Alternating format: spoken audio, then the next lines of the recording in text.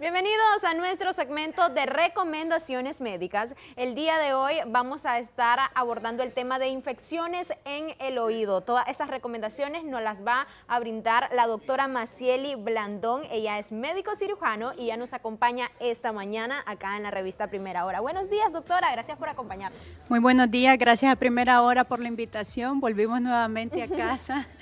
Me había enfermado, pero aquí estamos de regreso. El día de hoy vamos a hablar de un tema muy importante como son las infecciones óticas. Las infecciones óticas afectan a niños y adultos y generalmente se presentan en todas las épocas del año. ¿Por qué? Porque no necesariamente está vinculado al medio ambiente, sino que está vinculado a las acciones que nosotros hacemos en pro del cuidado del oído, que a veces no son las correctas, como hablábamos detrás de cámara. Hay muchos mitos con respecto a los oídos y hoy pues vamos a tratar, ¿verdad?, de hacer énfasis un poquito en esos mitos que realmente no nos ayudan en nada. Lo que hacen es complicarnos la infección si la tenemos o enfermarnos nuestro oído. Ok, yo siempre creo que es importante, ¿verdad?, acudir donde un especialista y hacerle la pregunta al especialista. Usted lo mencionaba al inicio, estas infecciones comienzan desde edades muy tempranas y esto ocurre porque no se le da un buen cuidado o limpieza a como debería de ser el oído. Normalmente, y yo todavía me acuerdo que cuando yo tuve a mi bebé me dijeron, mire, no le toque el oído a su niño. Así o sea, aunque es. se le mire una suciedad, no hay que limpiárselo, porque lo que vamos a producir es probablemente esa cerita o esa suciedad la estamos introduciendo un poco más y probablemente ahí sí le provoquemos una infección. Así, estás totalmente en lo cierto. Muchas gracias por tu comentario. Sin duda alguna, recordemos que el oído se limpia solo, tú lo has dicho muy bien. Entonces, estas infecciones óticas se producen cuando estamos en ese intento de querer retirar esa cera, que es un producto de protección para nuestro oído. Es decir, esa cera que tenemos en nuestro oído se va saliendo solo y lo que vamos a hacer es limpiar únicamente la parte externa del oído, no introducirnos ningún objeto en el oído. Entonces, él se limpia solo, pero cuando andamos manipulando el oído e introduciendo objetos que probablemente están contaminados, vamos a tener estas infecciones óticas que pueden ser por bacteria, por hongo o incluso por virus. Entonces, o podemos tener hongo y bacterias, generalmente están combinadas. Entonces, ojo, no debemos introducir objetos. ¿Cuáles serían esos objetos?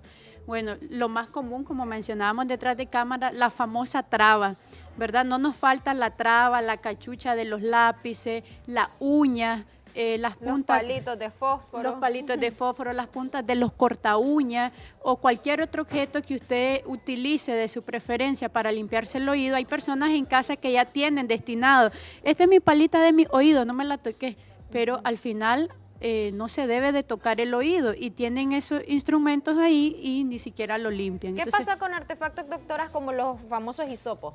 Ok, con el hisopo recordemos que lo que hacemos es introducir más la cera y aparte corremos con el riesgo de romper el tímpano, perforar el tímpano. Por eso es que no debemos introducir ningún objeto a nuestro oído, porque si perforamos el tímpano, lo que vamos a hacer es generar una infección o tener un daño auditivo. Podemos reducir nuestra capacidad de oír. Ok, al momento que una persona ya presenta una infección en el oído, también se hacen prácticas que no son convenientes, no son las adecuadas. Comentemos acerca de esas, algunas que no se deberían de hacer. Ok, algunas veces recordemos que las causas de las infecciones óticas son múltiples. Las más comunes es introducirnos objetos en los oídos. Pero hay otro tipo de infecciones, por ejemplo, cuando estamos en Semana Santa, que se dan por la sumersión en aguas contaminadas o por sumergirse en piscinas contaminadas. Claro. O algunas veces cuando nos bañamos, cuando no tenemos cuidado al bañarnos, se nos introduce agua y andamos con la manipulación y ahí podemos generar una infección. Entonces, ¿qué vamos a hacer? Recordemos siempre, número uno, ir a un médico para que nos especifique qué tipo de infección tenemos, si eso es crónico, si eso es externo, interno, qué tipo de infección tenemos. y es el médico el que le va a orientar el tratamiento. Pero bueno, generalmente cuando estamos en casa, creemos que porque solo tenemos un dolor es igual a una inflamación. No siempre un dolor es igual a una inflamación. Entonces, cuando se considera que hay inflamación, hay algunas prácticas caseras como calentar ajo, que se machaca, lo machacan, lo calientan con Vivaporrub y lo colocan en un algodón en el oído. Eso está relativamente mal, o sea, eso no ayuda en nada, no hay teoría científica que diga que hacer esa práctica le va a ayudar a desinflamar. Otra de las prácticas es que agarran cebolla, la cortan, la ponen a calentar y se introducen cebolla. La cebolla lo que va a hacer es irritar aún más el canal auditivo, no le va a mejorar en nada. Hay algunos pacientes que se colocan cartuchos de papel en los oídos para sacar el aire, porque lo que andan es aire en el oído y lo que se generan es una quemadura de primer grado o incluso de segundo grado, porque se pueden quemar el cabello y se han quemado cuello.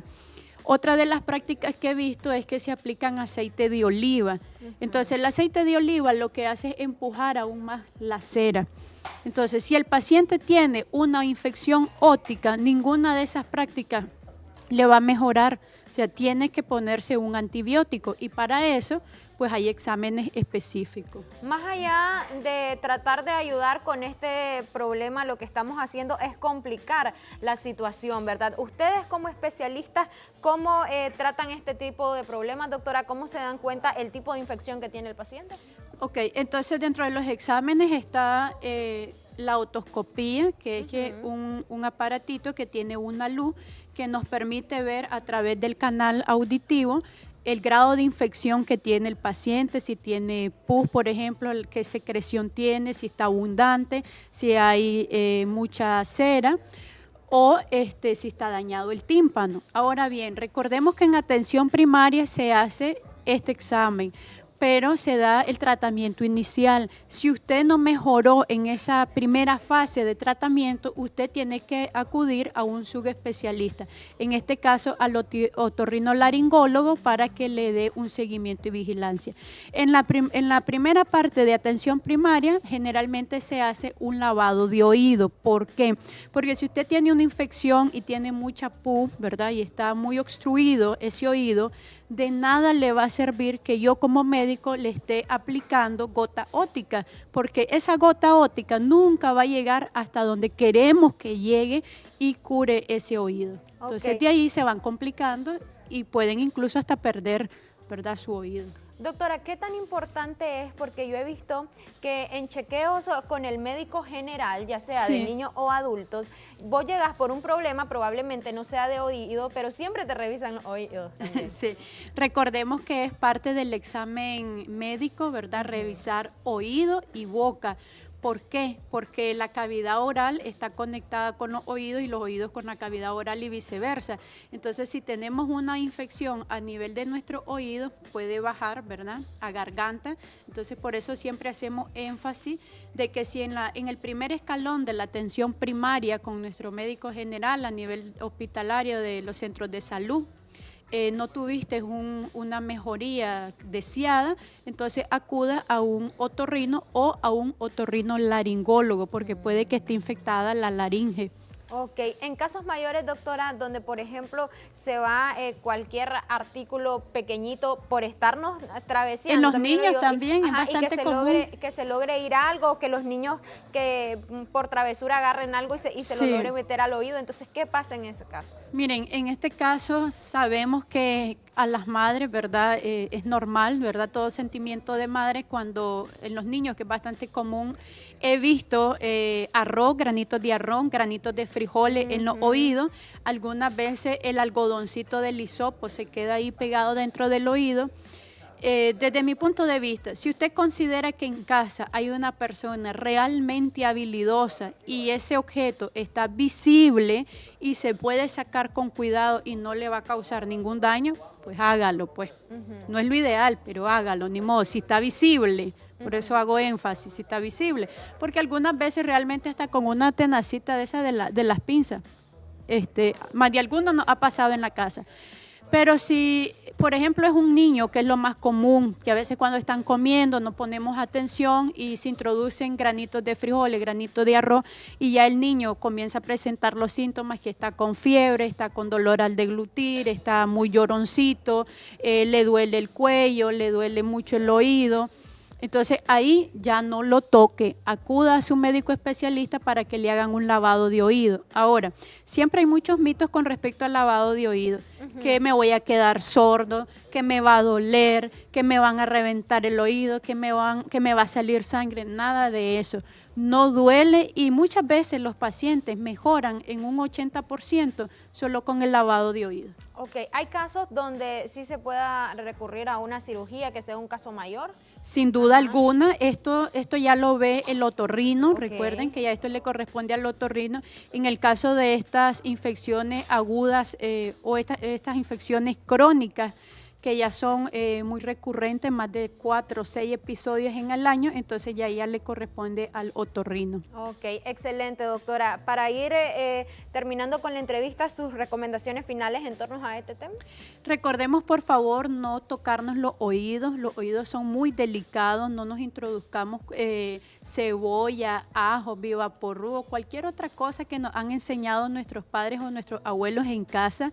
Si tenemos dolor, si tenemos fiebre, o si tenemos alguna incomodidad en nuestro oído, acudamos siempre a nuestro médico más cercano, acudamos aunque sea a nuestro centro de salud más cercano, y si no tenemos, ¿verdad?, esa mejoría que nosotros queremos, pues acudamos a un segundo escalón, al especialista, en este caso al otorrino o al otorrinolaringólogo. Ok, para consultas, ¿dónde la encontramos ubicada? ¿Redes sociales? Ok, me pueden encontrar en redes sociales como Macieli Blandón, y para consulta en kilómetro 12.5, Carretera Sur, Consultorios Médicos del Sur, y pueden escribir al 5830-0691. Muchísimas gracias, Gracias doctora, a ustedes, es por un estarnos placer. acompañando esta mañana. Nosotros vamos a finalizar con nuestro segmento de recomendaciones médicas, pero al otro lado del estudio se encuentran los chicos y tienen mucho más para todos ustedes. Adelante.